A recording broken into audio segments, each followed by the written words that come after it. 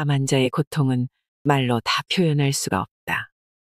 자신뿐만 아니라 가족을 모두 슬픔과 고통에 빠뜨리게 하는 병이 바로 암이다.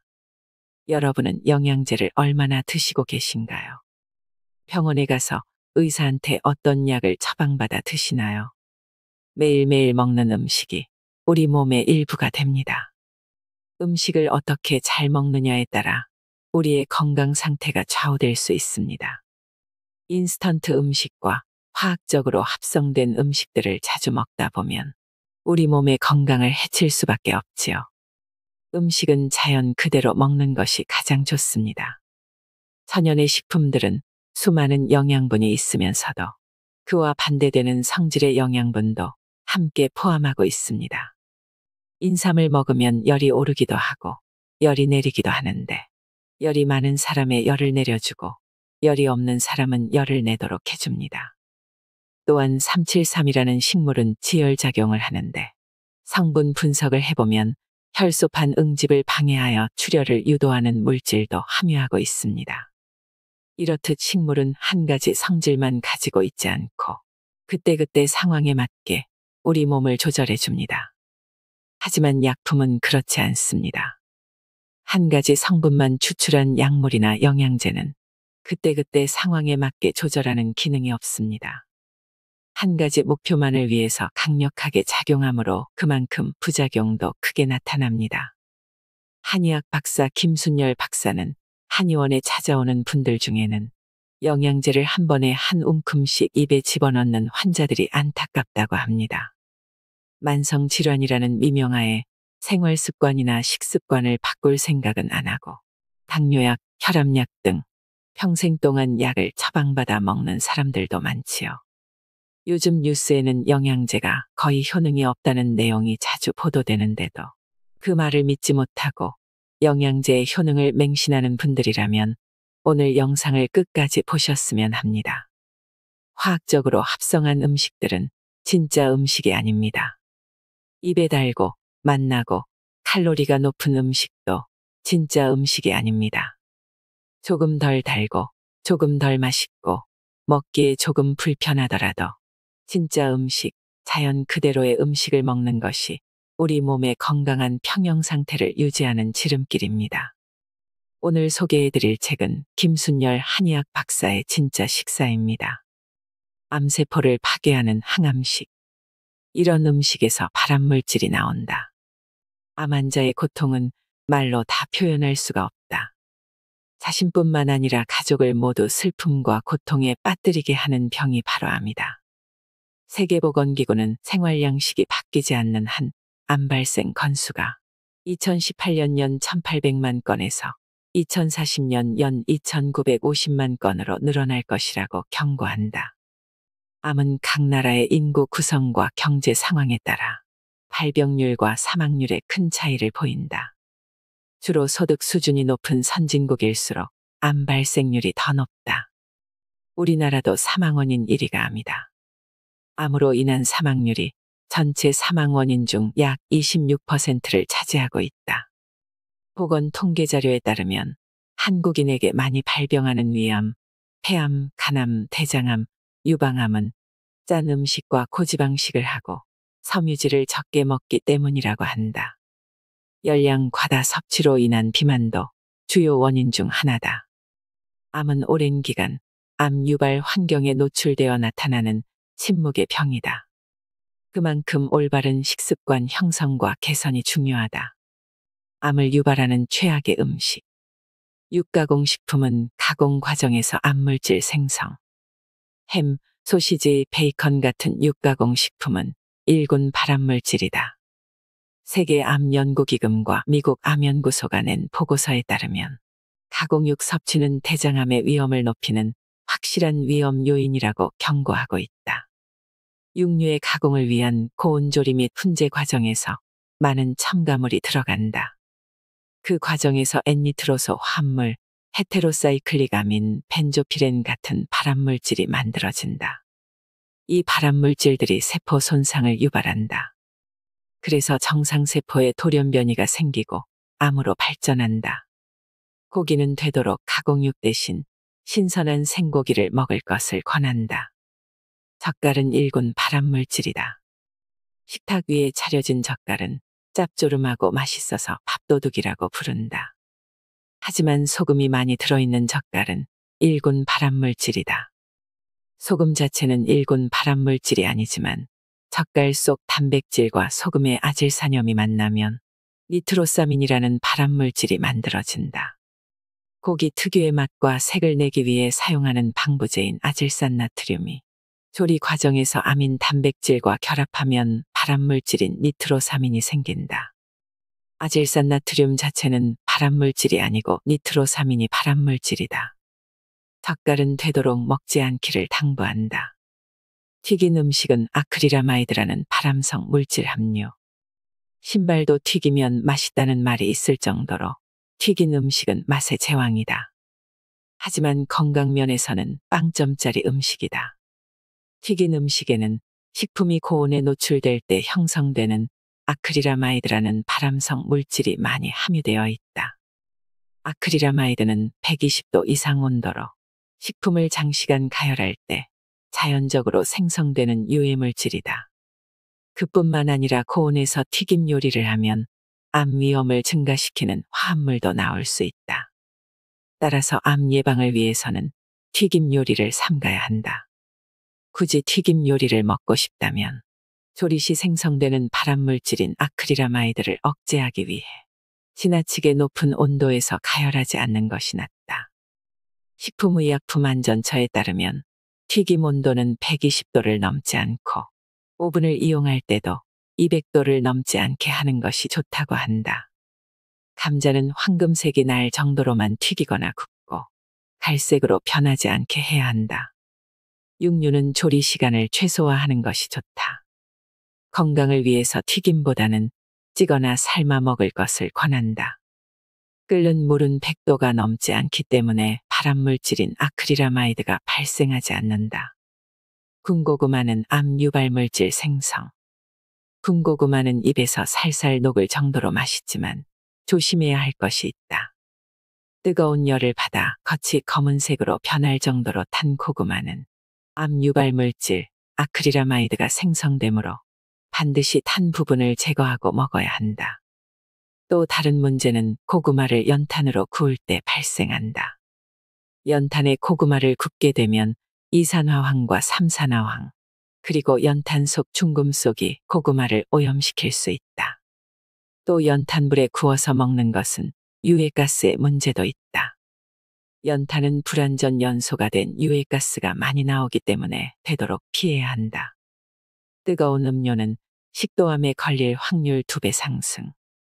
뜨거운 음료가 왜 암을 유발하지라고 의아해하는 사람들이 있을 텐데 뜨거운 음료는 사실 2급 발암물질이다. 뜨거운 음료를 먹으면 식도암에 걸릴 확률이 2배 상승한다. 뜨거운 음료가 식도 세포에 물리적, 화학적 손상을 주기 때문이다. 반복적으로 염증이 생기고 손상이 되고 재생되는 과정에서 돌연변이 세포가 발생할 확률이 높아진다.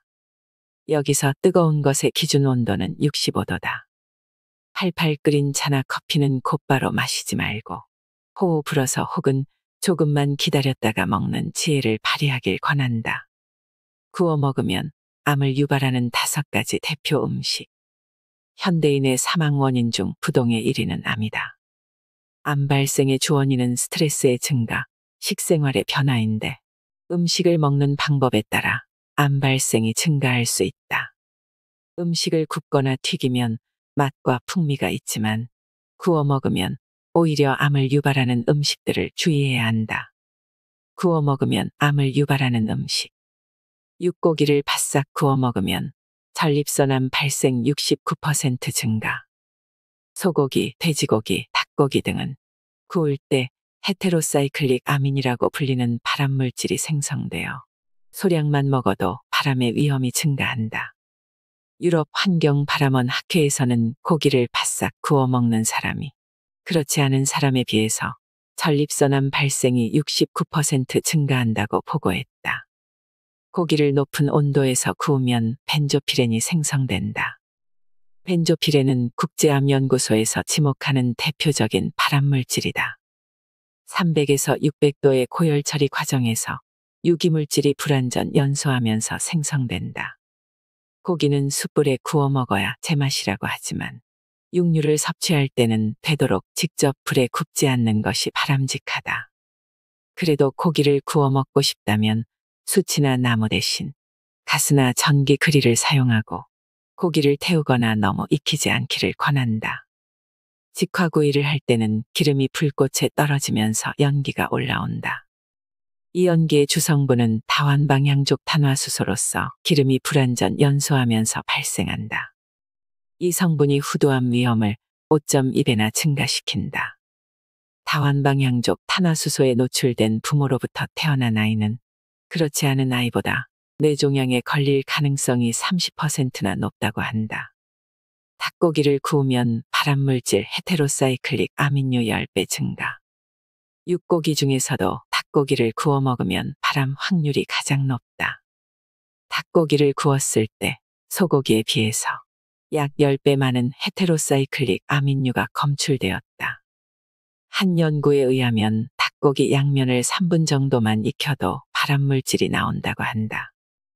심지어 직화로 구운 닭다리 한 개는 담배 60개비와 맞먹는 독성을 함유해서 신장과 간에 부담을 준다는 세계보건기구의 연구 결과도 있다. 소시지, 핫도그 같은 가공육.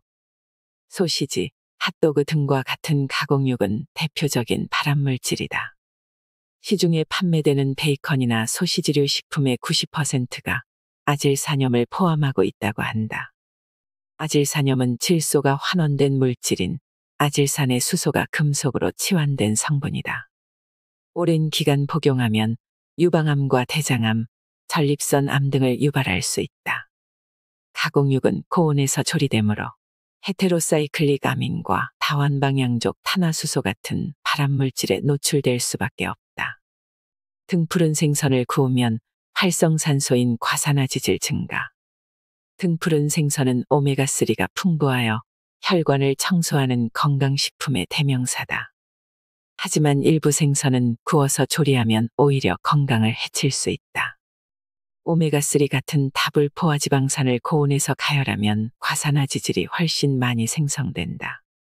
과산화지질은 활성산소의 한 종류인데 산화 스트레스를 유발해서 세포 간의 신호를 방해하고 암과 파킨슨병, 알츠하이머 치매, 죽상동맥경화, 심부전, 심근경색 등의 원인이 된다. 특히 고등어나 꽁치 같은 생선을 구워서 섭취하면 굽는 과정에서 오메가3 지방산이 과산화지질로 변화되어 혈액순환을 돕는 것이 아니라 오히려 혈액순환에 장애를 가져온다. 부추는 고온에서 발암물질, 아크릴아마이드 급증. 스테이크나 돼지고기를 요리할 때 잡냄새를 제거하고 맛의 풍미를 더하기 위해서 꼭 뿌리는 것이 후추다. 후추에 함유된 피페린 성분이 침 분비를 증가시키고 소화액 생성을 돕는다. 또한 항암 작용과 항산화 효과로 장내가스를 흡수하고 대장암 세포의 생성을 억제하는 것으로 알려져 있다. 하지만 후추를 고온에 가열해서 요리하면 신경계통에 이상을 일으키고 암을 유발하는 물질이 생성된다. 후추를 120도가 넘는 고온에서 조리하면 2급 발암물질인 아크릴아마이드 함량이 최대 37배 증가한다고 한다. 아크릴아마이드는 신장암과 피부암 등 각종 암을 일으키고 치매나 간질을 유발하는 독성 물질이다.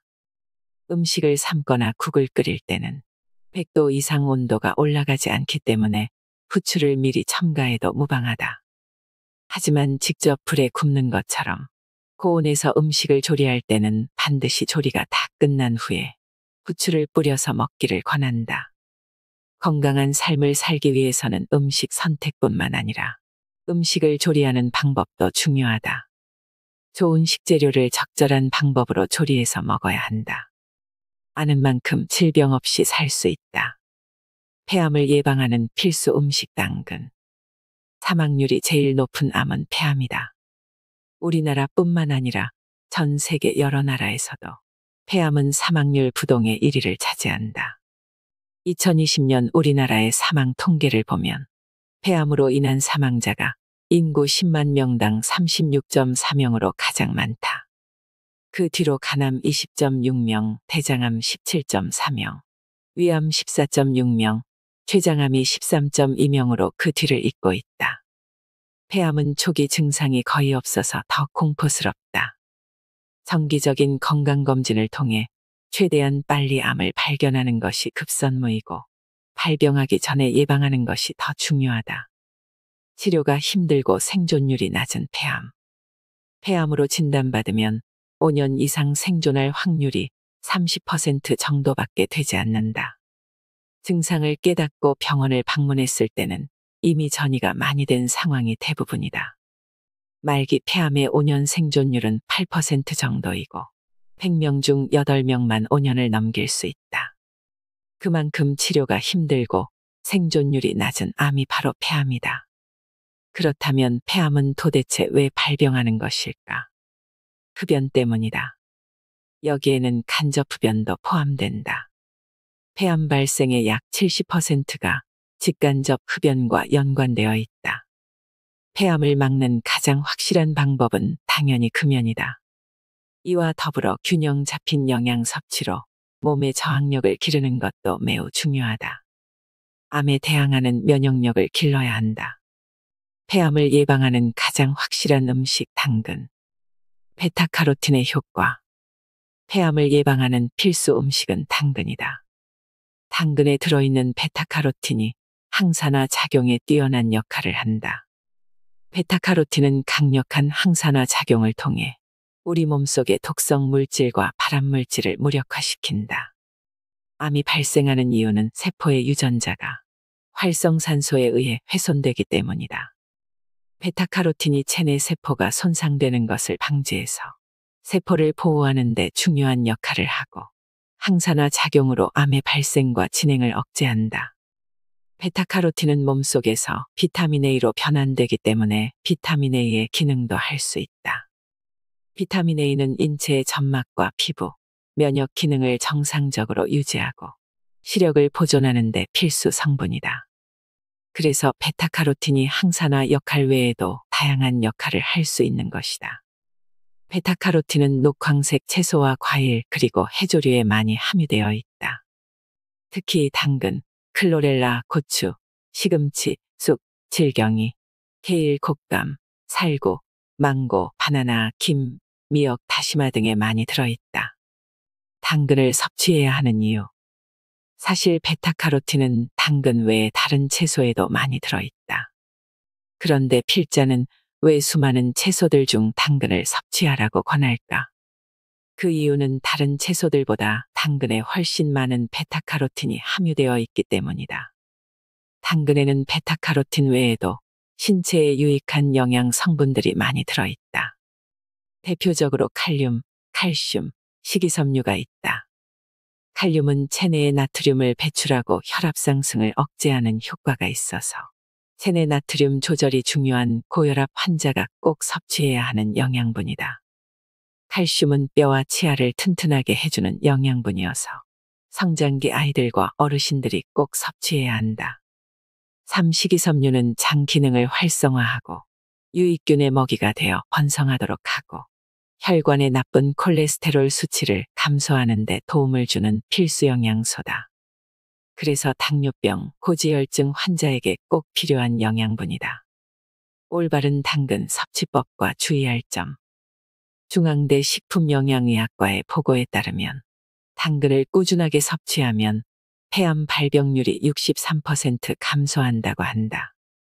또 다른 보고에 의하면 매일 당근을 25g씩, 즉 당근 4분의 1개씩 섭취할 때 심혈관 질환 위험이 32% 감소했고 50에서 75g 섭취하면 위험률이 더 크게 감소했다. 당근을 날 것 그대로 섭취하기보다는 기름에 볶아서 섭취하는 것이 베타카로틴의 흡수율을 높일 수 있다. 당근을 생으로 섭취하면 8%만 흡수되지만 기름에 볶으면 70%까지 흡수할 수 있다. 그 이유는 베타카로틴이 기름에 녹는 지용성 물질이기 때문이다. 또한 당근을 볶을 때는 당근이 충분히 부드러워질 때까지 볶아야 체내 흡수율을 최고로 높일 수 있다. 겨울에 귤을 한 박스 사서 하루 저녁에 많이 먹고 나면 다음날 손발이 온통 노래진다. 이것을 간피증이라고 부른다. 간혹 당근을 많이 먹고 피부가 노랗게 변했다는 사람들이 있는데 이것은 카로티노이드가 포함된 식재료를 다량 섭취했을 때 혈중 카로티노이드 농도가 상승해서 나타난다. 심각한 문제는 아니다. 음식 섭취를 멈추면 증상이 즉시 사라진다. 소화기관이 약한 사람이 당근을 생으로 많이 먹으면 소화가 잘 되지 않아서 배탈이 날 수도 있다. 그래서 당근은 꼭 익혀서 먹는 것이 좋다. 당근을 먹을 때 진짜 주의해야 할 사람은 흡연자다.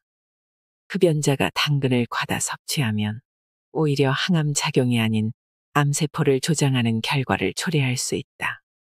그렇다고 아예 먹지 말라는 것이 아니라 과다 섭취만 삼가라는 것이다. 이보다 더 주의해야 할 것이 있는데 베타카로틴을 건강식품 보충제로 복용하는 것은 매우 위험하다는 보고가 있다. 미국 질병예방특별위원회에 따르면 비타민 보충제가 암이나 심혈관 질환 예방 효과가 있다는 근거가 없다고 한다. 특히 베타카로틴 보충제는 복용하지 말라고 권고하고 있다.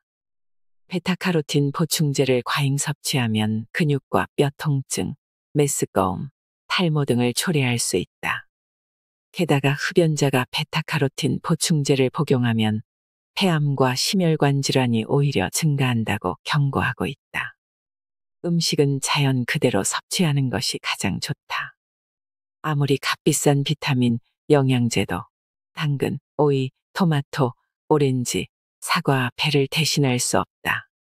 토마토를 매일 먹으면 어떤 일이 생길까? 2003년 5월 9일 타임지에 강력한 효능이 있는 10가지 음식이라는 제목의 기사가 실렸다. 사람들은 이 기사를 보고 타임지가 선정한 10대 슈퍼푸드라고 명명했는데 토마토가 그 중에 하나였다. 슈퍼푸드는 토마토, 시금치, 적포도주, 아몬드, 브로콜리, 귀리, 연어, 마늘, 녹차, 블루베리다. 그중 토마토를 강력한 효능이 있는 10가지 음식 중 1번으로 꼽았다. 토마토가 빨갛게 익으면 의사의 얼굴은 파랗게 변한다. 유럽에 이런 유명한 속담이 있을 만큼 토마토의 건강상 효능은 탁월하다. 항산화 효과가 뛰어난 것을 비롯하여 남성 건강, 눈 건강 증진 소화장애 개선, 심혈관 건강 개선, 피부 미백 효과, 골다공증 예방 등 너무 많은 효능이 있다. 토마토에는 각종 비타민과 엽산, 철, 칼슘, 마그네슘, 콜린, 아연 등의 미네랄이 풍부하다. 항산화 물질인 라이코펜, 베타카로틴, 클로로겐산 등도 풍부하게 함유되어 있다. 이렇게 건강에 유익한 성분이 풍부한 토마토는 날것으로 섭취해도 좋고 토마토 주스로도 즐길 수 있으며 각종 요리의 재료로 사용할 수 있다. 토마토를 매일 2개씩 먹으면 나타나는 변화. 심혈관 건강 증진. 토마토를 매일 먹으면 심장과 혈관이 튼튼해진다. 토마토의 주요 성분인 라이코펜은 혈액순환을 개선하고 뇌 혈류를 증가시켜 뇌졸중 위험을 감소시킨다. 토마토의 풍부한 칼륨은 혈압을 낮춘다. 섬유질과 비타민C, 콜린 성분이 심장 건강에 도움을 준다. 또한 토마토에는 토마틴이라고 하는 스테로이드 사포닌이 함유되어 있다. 토마틴은 항균, 항염, 항암 효과와 함께 혈액을 맑게 해주고 고혈압과 동맥 경화와 같은 혈관성 질환을 예방한다. 다만 토마틴은 약간의 독성도 있다. 토마토의 맛이 너무 쓴 경우에는 토마틴 함량이 높은 것인데 이때 복통이나 구토를 유발할 수 있다. 그래서 맛이 지나치게 쓴 토마토는 먹지 않아야 한다. 항암 작용. 토마토를 매일 먹으면 암을 이기는 면역력이 생긴다. 토마토의 주요 성분인 라이코펜은 체내 활성산소를 제거하는 강력한 항산화 성분이어서 암의 진행과 발생을 예방할 수 있다. 특히 유방암, 위암, 전립선암, 구강암 예방에 도움이 된다. 국가암정보센터에서는 토마토가 전립선암 예방에 매우 좋은 음식이라고 밝혔다. 미국 하버드 대학의 연구 결과에 따르면 토마토를 재료로 사용한 음식을 일주일에 10회 이상 섭취했을 경우 전립선암 발생 확률이 45% 감소했다. 영국 셰필드 대학의 연구에서는 라이코펜 성분을 꾸준히 섭취한 그룹은 정자 활동 속도가 40% 빨라지고 정자의 양이 2배 증가한다는 흥미로운 결과를 발표했다. 토마토는 전립선암뿐만 아니라 폐암에도 도움이 된다. 미국 하버드 대학 보건학과의 도미니크 미쇼 박사의 연구에 따르면 라이코펜이 풍부한 토마토와 베타카로틴이 풍부한 당근을 많이 섭취한 사람들이 폐암 위험이 가장 낮았다. 혈당 감소. 토마토를 매일 먹으면 혈당이 낮아진다. 토마토는 탄수화물 함량이 있는 사람에게 좋은 음식이다. 한국인 당뇨병 환자의 90%를 차지하는 것이 제2형 당뇨병이다. 체내 인슐린 저항성이 증가하고 췌장의 인슐린 분비가 줄어들기 때문이다. 그래서 토마토가 제2형 당뇨병을 개선하는 데 도움이 된다. 또한 토마토의 풍부한 섬유질이 당의 흡수를 억제하여 혈당 스파이크를 감소시킨다. 토마토는 혈소판의 응집을 방해해서 피가 굳어지는 현상, 즉 혈전을 예방한다. 당뇨병 환자는 염증성 표지자를 많이 가지고 있어서 혈소판 응집이 잘 되는 경향이 있는데 토마토는 당뇨병과 혈전으로 인한 뇌혈관 질환을 한꺼번에 예방하는 효과가 있다. 골다공증 예방. 토마토를 매일 먹으면 뼈가 튼튼해진다. 골다공증은 뼈의 양이 감소해서 뼈의 강도가 약해지고 쉽게 부러지는 상태가 되는 것을 말한다. 특히 골다공증이 있는 당뇨병 환자는 염증성 사이토카인 수치가 높게 나타나므로 이것을 조절하는 것이 당뇨병성 골다공증 치료의 핵심이다. 토마토는 골다공증을 예방하는 최적의 음식이다. 토마토의 주요 성분인 라이코펜이 강력한 항염증 작용으로 폐경기 여성의 뼈를 보호하는 효과가 있다.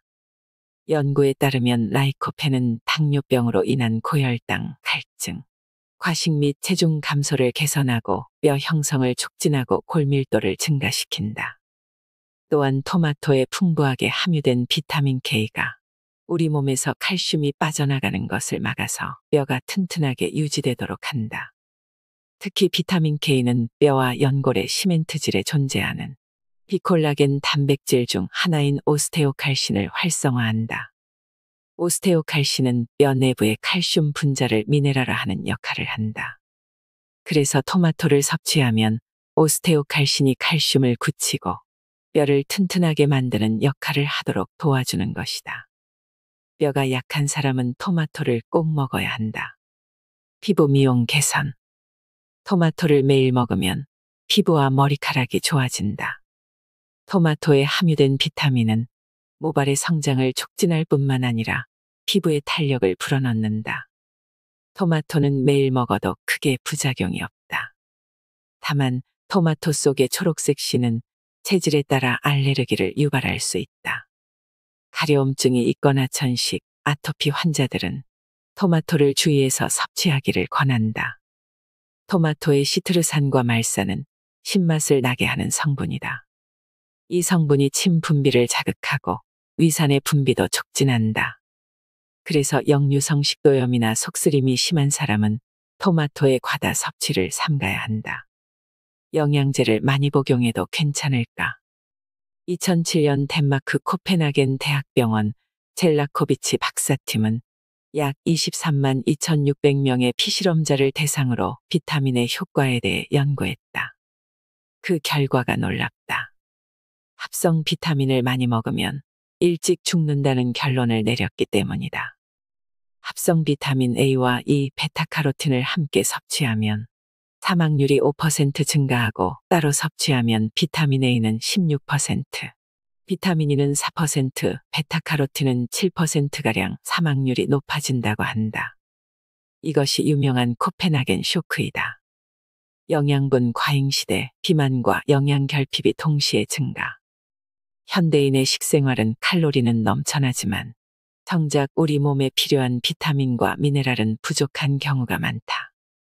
국민건강영양조사 결과에 따르면 2017년부터 2021년까지 비만 환자가 꾸준히 늘어서 2배 이상 증가했다고 한다. 그런데 같은 기간 영양결핍 환자도 급증했다. 건강보험심사평가원의 자료에 따르면 2021년 영양결핍 환자 수는 33만 5,441명으로 2017년에 비해 123.9%나 증가했다. 비만 인구가 늘면서 동시에 영양결핍 인구도 늘어나는 기이한 현상이다. 필자가 운영하는 한의원에서 진료하다 보면 주로 고혈압과 당뇨병이 함께 있는 분들이 체중이 계속 빠지고 영양실조 상태에 놓인 경우가 흔하다. 고혈압 때문에 짠 음식은 아예 먹지 않고 당뇨 때문에 당분이 든 음식을 피하는 경우이다. 또 이런 분들은 콜레스테롤 수치가 높다. 그래서 육식도 전혀 안 한다. 그래서 결과적으로 체중이 빠져 40kg 초반의 몸무게를 유지하는 분들이 꽤 많다. 이렇게 영양이 부족해지면 다 장기 부전에 빠지고 우리 몸의 모든 세포와 장기가 정상적으로 작동하지 못하게 되고 면역력도 뚝 떨어진다. 따라서 체중이 빠질 정도로 영양을 제한하는 것은 피하는 것이 좋다. 어쨌든 이렇게 부족해진 영양분을 보충하기 위해 많은 분이 영양제를 먹는다. 어떤 분은 영양제만 먹어도 배가 부르다고 하실 만큼 하루에 20에서 30알씩 먹기도 한다. 무조건 고함량, 빠른 흡수율이 좋은 것은 아니다. 요즘 홈쇼핑을 보면 영양제를 소개할 때 고함량이라는 단어를 강조한다. 하루 권장 섭취량을 넘어 과잉 섭취할 경우 영양제가 오히려 건강을 해칠 수도 있다. 또 홈쇼핑에서는 영양제가 빨리 흡수된다고 선전한다. 사실 영양분이 빨리 흡수되어 좋을 일은 없다. 우리 몸에서 그것을 처리해야 할 시간이 필요하기 때문이다. 영양물질이 너무 빨리 우리 몸속으로 들어오면 면역 교란이 발생할 수 있다. 곧바로 숨이 넘어가는 응급 상황이 아니라면 모든 영양분은 천천히 흡수되는 것이 건강에 더 유익하다. 영양제를 많이 복용하면 발생하는 심각한 문제. 수용성 비타민은 소변으로 배출, 지용성 비타민은 체내에 축적. 사람들이 가장 많이 먹는 영양제는 비타민이다. 비타민은 크게 지용성과 수용성이 있다. 수용성은 물에 녹는 물질이고 지용성은 기름에 녹는 물질이다. 수용성 영양 성분들은 우리 몸에 들어오면 피를 타고 돌다가 필요 없어지면 신장을 통해 소변으로 빠져나가므로 몸에 쌓이지 않는다. 하지만 지용성 영양분은 소변으로 빠져나가지 않는다. 소변에 기름이 섞여 나오면 그것은 심각한 문제다. 지용성 영양분은 대부분 간에서 처리한다. 그래서 잉여분이 담즙에 녹아서 장으로 배출된다. 가장 대표적인 지용성 영양분이 비타민 A다. 비타민 A를 많이 먹으면 몸에 축적되고 문제를 일으킨다. 사실 비타민 A는 부족해지기 쉽지 않은 영양분이다. 아주 못 사는 저개발 국가가 아니라면 결핍보다는 과잉을 우려해야 하는 종류의 비타민이다. 비타민 A를 과다 복용하면 부작용으로 설사나 복통, 메스꺼움과 같은 증상이 나타나고 폐렴 발생률을 높일 수 있고 태아의 건강에 치명적인 영향을 미치기 때문에 임산부에게는 좋지 않다. 또한 흡연자에게도 좋지 않다. 당근을 많이 먹는 사람이 흡연하면 폐암 위험률이 높아진다. 당근의 풍부한 베타카로틴 때문인데 베타카로틴이 비타민 A의 전고물질이다. 비타민 E는 지용성이다. 비타민 E는 활성산소를 제거하는 강력한 항산화제다. 비타민 E를 과잉 섭취하면 출혈, 신경 손상, 골절, 두통과 같은 부작용이 발생할 수 있다. 비타민 K는 지용성이다. 비타민 K는 지혈을 도와주는 영양분이다. 비타민 K가 부족해지면 출혈 질환이 증가한다. 와파린 같은 약을 먹을 때 비타민 K를 과다 섭취하면 혈액이 응고되어 와파린의 효과가 없어진다. 그래서 와파린이나 아스피린 같은 혈전 용해제를 복용할 때는 비타민 K의 섭취를 피해야 한다. 비타민 D를 과다 복용하면 독성 작용이 나타난다. 초기 증상으로는 식욕 상실, 메스꺼움과 구토가 발생한다. 그 후에 기운이 없어지면서 축 늘어지고 초조함도 증가하고 혈압도 상승할 수 있다. 비타민 D는 칼슘 흡수를 증가시키므로 칼슘 축적도 함께 발생하여 혈관의 석회화나 관절의 석회성 근염, 담낭과 콩팥의 결석 질환이 증가할 수 있다. 요즘 환자분들을 상담하다 보면 비타민 D 결핍이 대부분이다. 사실 결핍의 기준선이 너무 높은 것이 아닌가 하는 의문도 든다. 지용성 영양분은 먹을수록 쌓이므로 부족해지기가 쉽지 않기 때문이다. 비타민 B군은 수용성 비타민이다. 그래서 몸에 축적되지 않고 남는 영양분은 모두 소변으로 배출된다. 하지만 사람의 체질에 따라 이것도 병이 될 수 있다. 비타민 B3를 과다 복용하면 소화기 장애, 간 기능 이상, 당뇨병, 피부 홍조, 시력 약화, 발진, 가려움증을 유발할 수 있다. 비타민 B6를 과다 복용하면 울렁거림, 두통, 메스꺼움 등이 생길 수 있다. 증상이 심하면 손발 저림, 감각 이상과 신체 움직임 조절이 둔화하는 현상, 통증에 더욱 민감해지는 현상도 발생한다. 피곤하다고 해서 과량 복용하는 것은 피해야 한다. 종합영양제는 필요 없는 영양분 과잉 유발. 종합영양제에는 여러 가지 영양소가 들어있어서 신경 쓸 필요 없이 한 알로 모든 것을 해결할 수 있다. 하지만 그 중에는 나에게 필요 없는 영양분도 들어있다는 사실을 알아야 한다. 부족한 영양분은 되도록 자연식으로 섭취하기를 권한다. 자연 그대로의 음식은 영양분이 조금 넘치더라도 알아서 흡수가 조절된다. 그런 이유로 부족과 과잉을 걱정할 필요가 없다. 한 달 만에 10년 젊어지는 놀라운 운동. 사람은 피가 돌아야 살 수 있다. 심장에서 나온 피가 위장, 소장, 대장과 손과 발 그리고 머리를 거쳐서 다시 심장으로 돌아온다. 그 과정에서 산소와 영양분을 공급하고 노폐물을 제거하고 새로운 세포가 자라게 한다. 피가 도는 과정에서 어딘가 막히거나 터져버리면 질병이 생긴다. 병원에 가면 의사들이 이구동성으로 운동하라고 권하는 이유는 운동해야 피가 돌기 때문이다. 운동하라고 하면 테니스, 골프, 등산, 축구, 농구 등을 떠올리지만 부담 없이 할 수 있는 걷기는 당장 시작할 수 있다. 매일 꾸준히 걸으면 한 달 만에 10년은 젊어질 것이다. 걷기 운동으로 얻을 수 있는 효과. 뇌기능 활성화로 치매 예방. 미국 캔자스 대학의 연구에 따르면 걷기가 약한 정도의 유산소 운동이지만 초기 치매를 예방하고 알츠하이머병의 진행을 감소시키는 데 충분하다고 한다. 전 세계적으로 3,500만 명 이상이 알츠하이머 치매를 앓고 있다. 이 병에 한 번 걸리게 되면 진행을 멈출 수 없다. 병이 생기기 전에 뇌신경을 자극해서 뇌세포가 파괴되지 않도록 막아주는 것이 최선이다. 의료계의 예측에 따르면 약 20년 후에는 알츠하이머 치매 환자가 지금보다 2배로 증가할 것이라고 한다. 치매를 예방하는 가장 좋은 방법은 걷기다. 걷기는 정신건강에 도움이 된다. 걷기가 정신건강에 좋은 이유는 심장이 뛰면서 혈액순환이 증가할 때 스트레스 호르몬을 태워버리고 엔돌핀을 분비하기 때문이다. 뇌신경 세포의 활동에도 혈액순환이 중요하다. 우리 몸에서 단위 면적당 에너지를 가장 많이 사용하는 곳이 뇌다. 2kg도 되지 않는 뇌가 전체 에너지의 20%를 넘게 사용해서 노폐물이 많이 나온다. 뇌신경 사이사이를 흐르는 혈액순환이 약해지면 기억력이나 집중력이 나빠질 뿐만 아니라 두통, 어지럼증 같은 질병, 불면증이 생길 수도 있다. 뇌 기능이 떨어지면 마음이 조급해진다. 뭔가 생각대로 일이 풀리지 않아서 짜증이 나고 화가 나고 우울해지고 불안해진다. 이 모든 문제를 걷기 운동으로 해결할 수 있다. 멀리 보는 습관으로 시력 향상. 눈의 압력이 높아져서 생기는 병이 녹내장이다. 눈은 둥근 콩처럼 생겼고 그 안에 물이 차 있다.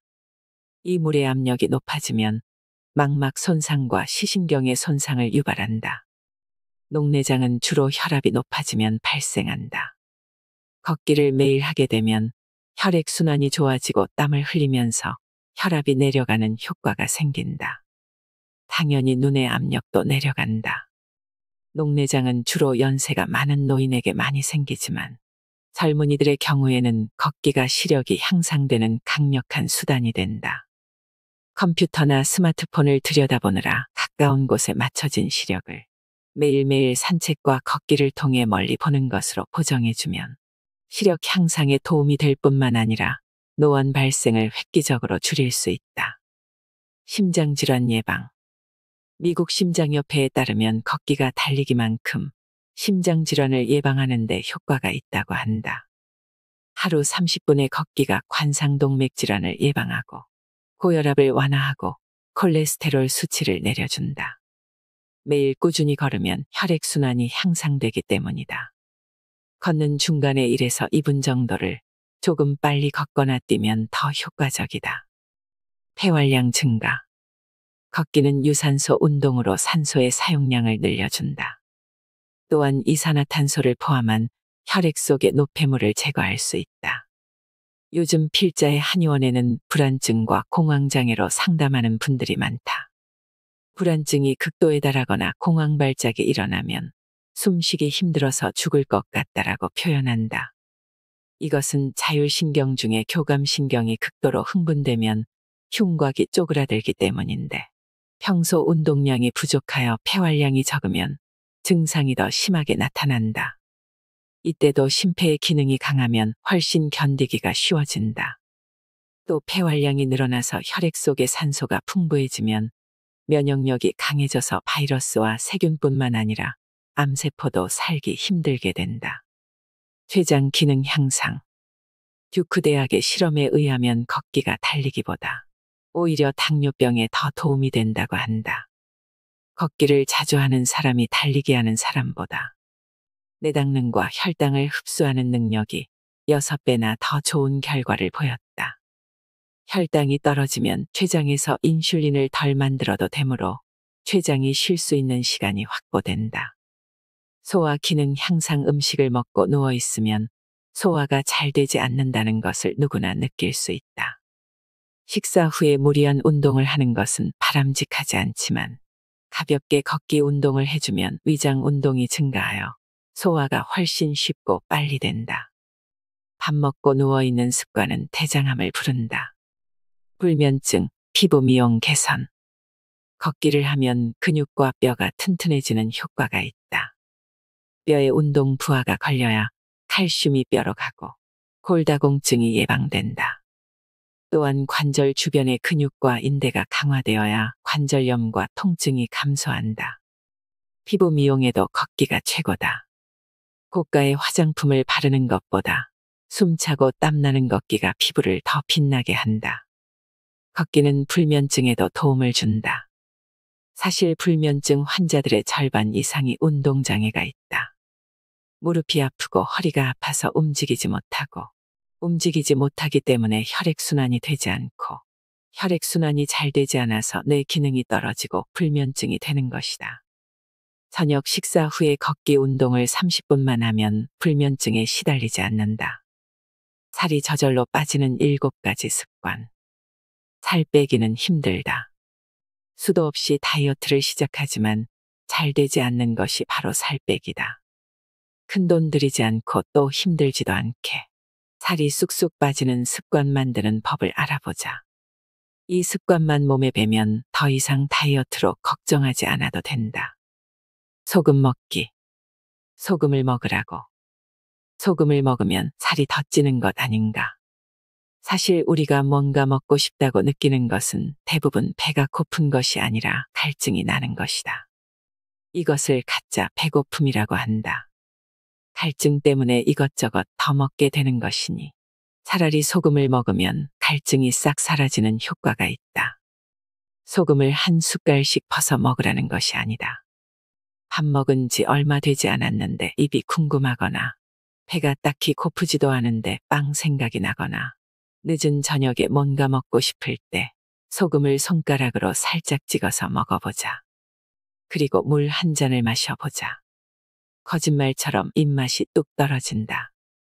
다만 고혈압이나 신장질환 같은 기저질환이 있는 사람들은 이 방법을 따라 해서는 안 된다. 파란색 접시 이용하기. 한 연구에 따르면 파란색이 식욕을 억제한다. 미국 시카고 대학의 연구에 따르면 붉은색 접시는 식욕을 자극하는 반면에 푸른색 접시는 식욕을 떨어뜨려 배고픔을 진정시키고 이성적인 사고를 도와서 식욕을 억제한다고 한다. 실험 결과 붉은색 계열의 식탁보나 접시에 식사하는 경우에 가장 높은 식욕 반응을 보였고 황록색과 청색 그리고 보라색으로 된 식탁보와 접시에 식사할 때 식욕 반응이 급격히 떨어졌다. 노무라 주니치 박사는 황록색, 청색, 보라색은 덜 익은 음식과 상한 음식으로 인식되기 때문이다라고 말했다. 주방과 식탁 그리고 접시, 그릇을 모두 파란색으로 바꿔보자. 살이 쑥 빠질 수도 있다. 혼자서 천천히 먹기. 우리는 급하게 먹는 것이 안 좋다는 것을 잘 알고 있다. 사람은 사회적 동물이다. 혼자 있으면 잘 먹지 않지만 여럿이 모이면 기분이 좋아져서 더 먹게 된다. 필자도 대학을 졸업하고 1년간 본가에서 부모님과 함께 지낸 적이 있는데 그때 딱 1년 만에 10kg이 늘어났다. 혼자서는 소고기 300g 먹기가 힘들지만 5명이 모이면 소 한 마리도 먹는다는 말이 있다. 회식 자리가 많으면 체중 증가를 피할 수 없다. 살을 빼려면 되도록 혼자 외롭게 식사를 해보자. 좀 우울하기는 하지만 살 빼기가 이토록 쉬운 일이 아니다. 옷을 조금 얇게 입기. 한의원에 방문한 환자들과 이야기하다 보면 혈액순환이 잘 되지 않아서 병이 생긴 사람들이 대부분이다. 혈액순환이 잘 되지 않으면 몸이 냉해져서 체온이 떨어진다.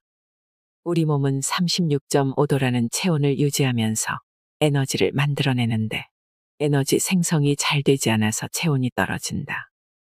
에너지는 혈액 속에 보관되므로 피가 뜨거운 것이다. 뜨거운 피가 온몸을 구석구석 잘 돌고 있으면 몸이 따뜻하고 피가 잘 돌지 않으면 몸이 차다. 체온이 떨어지면 면역력에 문제가 생긴다. 그런데 옷을 조금 얇게 입고 춥게 지내라니 이게 무슨 말인가?